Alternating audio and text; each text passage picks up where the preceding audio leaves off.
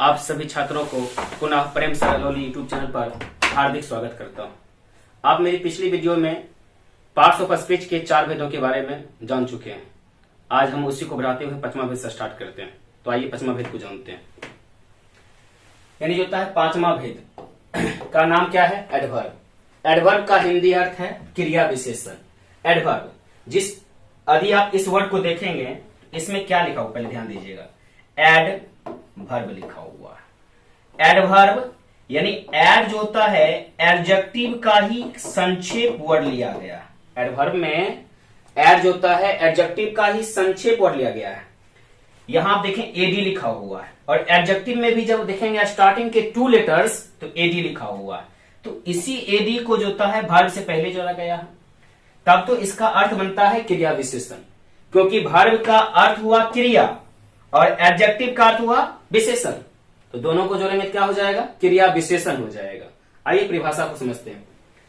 जो शब्द किसी वर्ब, ध्यान देंगे, जो शब्द किसी वर्ब एडजेक्टिव दूसरे एडवर्ब या पूरे वाक्य की विशेषता प्रकट करता हो, एडवर्ब कहलाता है। एडवर्ब कहलाता है। इंग्लिश में the word which modifies a verb, an adjective, and another adverb, or a full sentence is called adverb. अब ध्यान देंगे, the word का अर्थ क्या हुआ? वह शब्द, which यानी जो, modifies विशेषता प्रकट करता है। the word वह शब्द, which जो, modifies विशेषता प्रकट करता है, a verb वर्ब का या अर्थात क्रिया का, एन एडजेक्टिव विशेषण का, एन अनदर एडवर्ब, एन यानी जो होता है एक, अनदर मतलब दूसरे, एडवर्ब मतलब क्रिया विशेषण को, और अथवा ए फुल सेंटेंस पूरे वाक्य की इज कॉल्ड कहते हैं एडवर्ब। इस वाक्यों को ध्यान देंगे।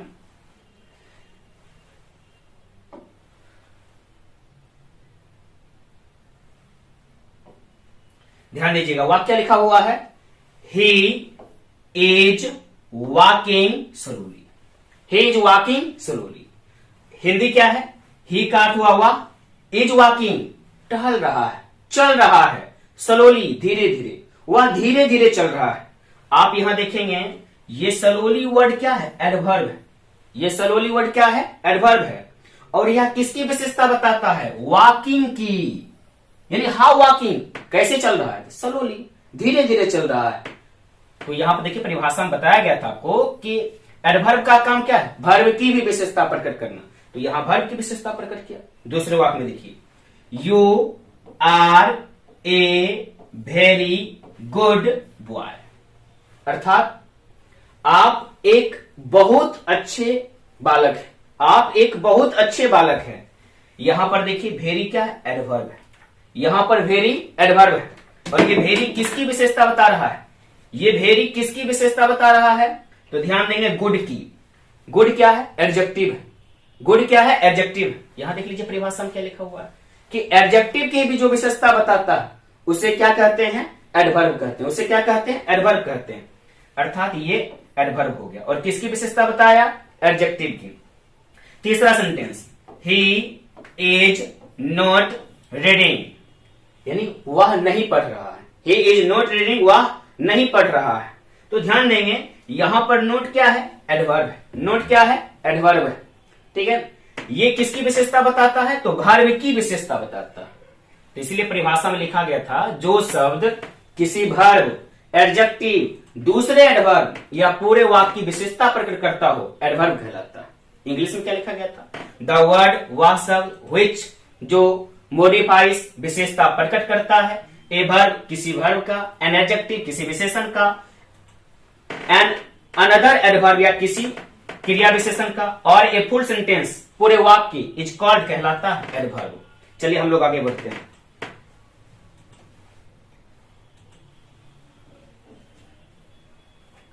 पांचवां भेद का नाम एडवर्ब था। अब देखिए छठा भेद का नाम क्या है?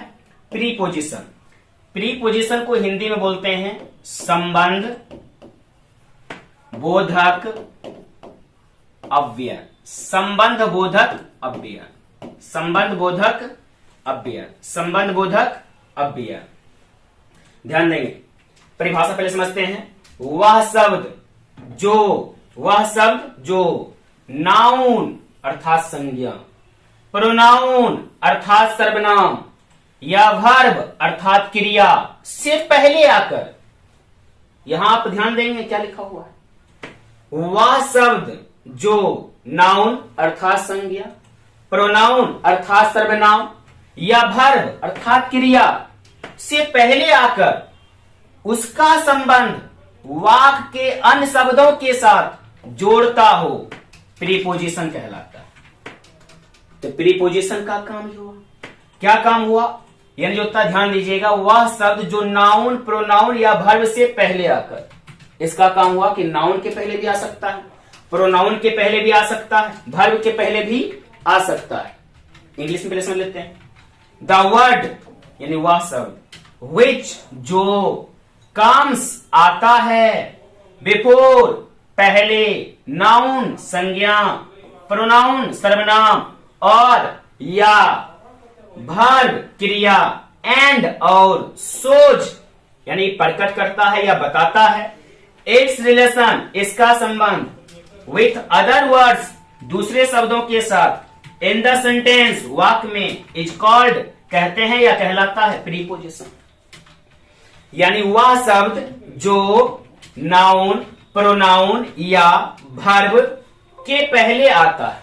बिफोर का अर्थ है के पहले, कम्स का अर्थ है आता है, एंड और, सोज बताता है या प्रकट करता है, इट्स रिलेशन इसका संबंध, विथ अदर वर्ड्स दूसरे शब्दों के साथ, इन द सेंटेंस वाक्य में, इज कॉल्ड कहते हैं प्रीपोजिशन। अब वाक्य से समझेंगे। पहला वाक्य देखें, योर बुक आपकी पुस्तक, इज है, ऑन द टेबल मेज पर, यानी आपकी पुस्तक मेज पर है। परिभाषा समझते हैं, परिभाषा क्या लिखा हुआ। परिभाषा कहता है प्रीपोजिशन का काम क्या है, या तो नाउन से पहले आएगा, या तो प्रोनाउन से पहले आएगा, या तो वर्ब से पहले आएगा, या तो नाउन से पहले आएगा, या तो प्रोनाउन से पहले आएगा, या तो वर्ब से पहले आएगा। आप यहां पर देखिए ऑन प्रीपोजिशन है और ये ऑन वर्ड टेबल से पहले आ रहा है, और टेबल क्या है? नाउन है। तो यहां तक तो क्लियर हो गया होगा कि ये नाउन के पहले आ गया तो क्या है? प्रीपोजिशन है। यहां पर ध्यान देंगे, सी वाज बिहाइंड यू, सी का अर्थ हुआ वाह, वाज का अर्थ है थी, बिहाइंड के पीछे, यू यानी आप, वह आपके पीछे थी। यहां पर यू जो देख रहे हैं, यू क्या है? प्रोनाउन है। यू क्या है? प्रोनाउन, अर्थात ये प्रोनाउन के पहले आया। प्रीपोजिशन कम क्या है? नाउन के पहले भी आ सकता। आपने देखा यहां नाउन के पहले आया, और इस वाक्य में आपने देखा प्रोनाउन के पहले आया। अब आगे समझते हैं। आई एम बिजी, मैं व्यस्त हूं, इन राइटिंग लिखने में या लेखन करने में जो होता। आई एम बिजी, मैं व्यस्त हूं, इन राइटिंग लिखने में। यहां पर आप देखिए राइटिंग क्या है? राइटिंग क्या है? वर्ब है, और वर्ब के पहले इनका प्रयोग हुआ कि प्रीपोजिशन नाउन के पहले भी यूज होता है, प्रोनाउन के पहले भी यूज होता है, वर्ब के पहले भी यूज होता है। नाउन के पहले भी यूज हो सकता है, प्रोनाउन के पहले भी यूज हो सकता है, वर्ब के पहले भी यूज हो सकता है। इस वाक्य से समझे। अकॉर्डिंग टू अर्थात के अनुसार, अकॉर्डिंग टू अर्थात के अनुसार,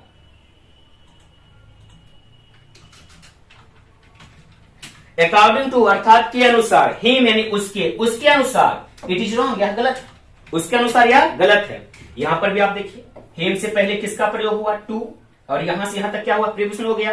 तो अकॉर्डिंग टू हिम, उसके अनुसार, इट इज रॉन्ग, यह गलत है, उसके अनुसार यह गलत है।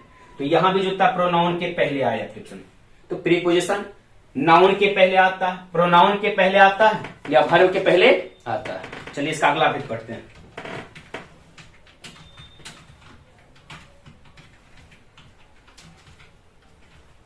अगले भेद का नाम है कंजक्शन। कंजक्शन उच्चारण करेंगे, कंजक्शन उच्चारण क्या करेंगे? कंजक्शन। हिंदी में से बोलेंगे संयोजक, बोधक, संयोजक बोधक अव्यय, संयोजक बोधक अव्यय।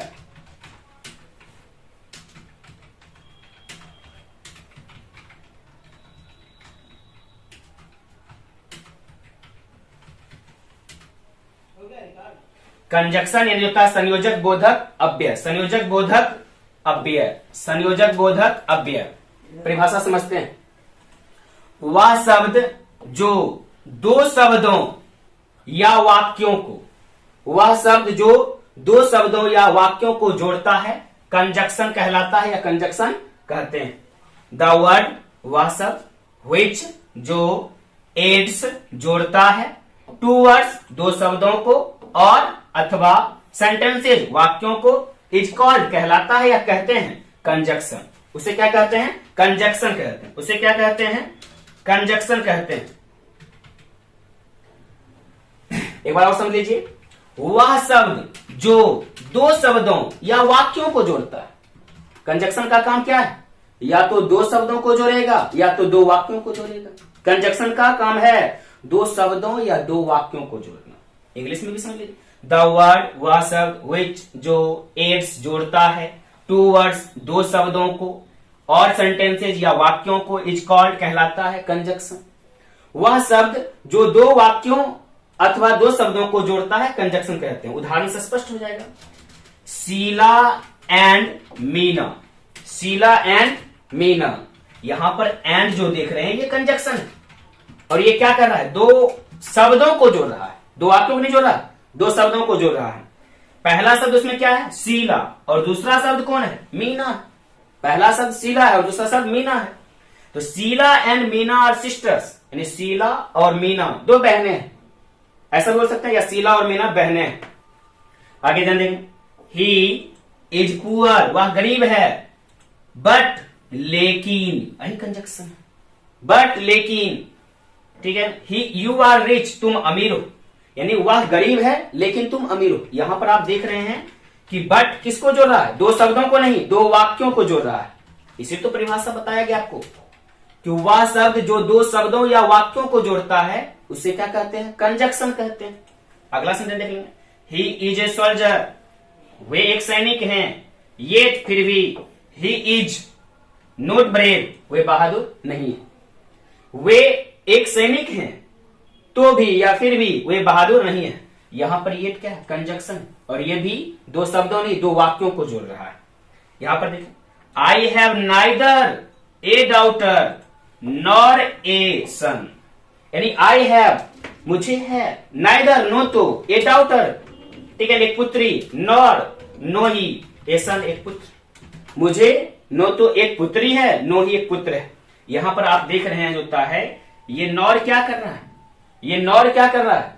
कहीं न कहीं जो होता है वर्ड को जोड़ रहा है। तो कंजक्शन का काम क्या है? दो शब्दों या दो वाक्यों को जोड़ना। चलिए अगला टॉपिक पढ़ते हैं।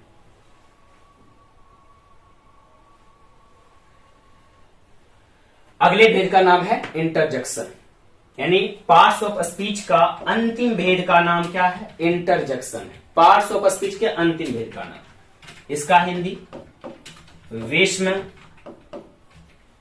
यादि बोधक अव्यय, विस्मयादि बोधक अव्यय। इंटरजेक्शन का हिंदी विस्मयादि बोधक अव्यय। परिभाषा समझते हैं। वह शब्द जिसका प्रयोग, वह शब्द जिसका प्रयोग आश्चर्य अर्थात सरप्राइज, शोक अर्थात सोरो, घृणा अर्थात कंटेम्प्ट, प्रसन्नता अर्थात जॉय, इत्यादि अर्थात एटीसी को व्यक्त करने के लिए क्या जाए? इंटरजेक्शन कहलाता है। इंग्लिश में सुन लीजिए।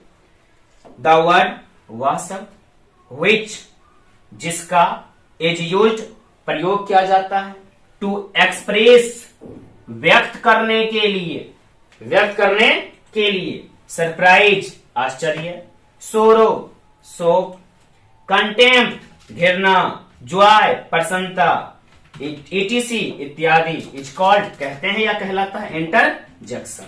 उसे क्या कहते हैं? इंटरजेक्शन कहते हैं। दो वर्डों को समझे। पहला है अल्लास, दूसरा है आह। अल्लास आह, ये क्या? इसका आह यानी इसका अर्थ होता है हाय।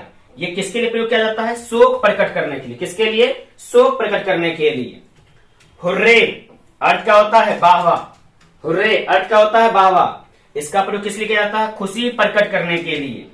ब्रेवो, ठीक है ना, शाबाश, वेल डन, शाबाश। इसका प्रयोग करते हैं उत्साहित करने के लिए, उत्साहित करने के लिए।